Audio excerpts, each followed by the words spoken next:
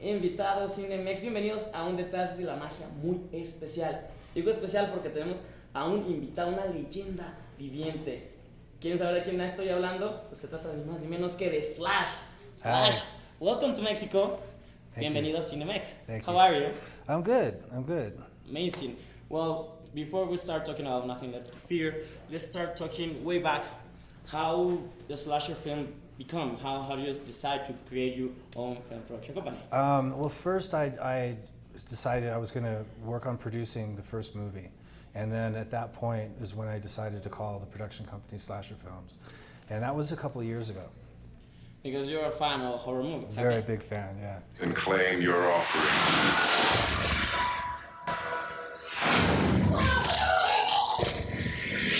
Okay, and how the script, Nothing Left to Fear, get to your hand, and what did you choose that was going to be the first? It was one of more than 100 scripts that I got over a short period of time.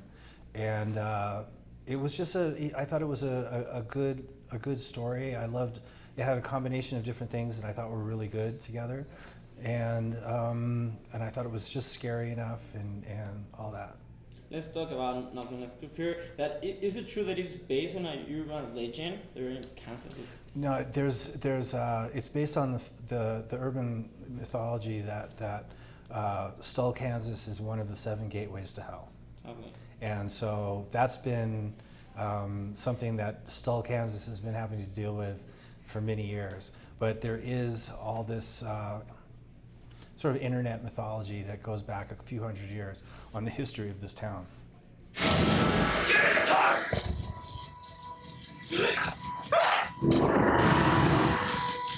That's why you get interested in the film? Or? No, what happened was the writer, the guy who wrote the story, he based the entire story off of this internet legend. Okay.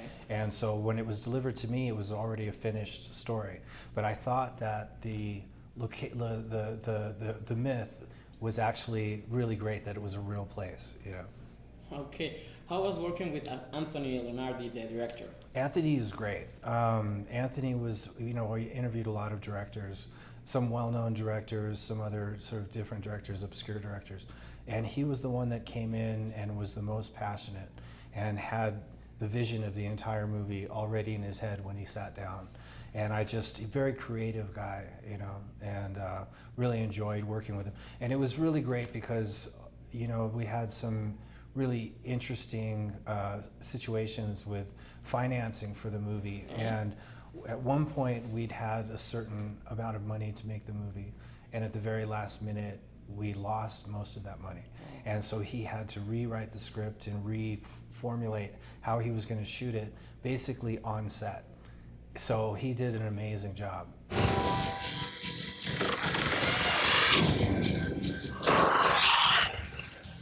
Yeah, I'm Slash. Come see Nothing Left to Fear, or as it says, Llanto del Diablo, and Cinemax.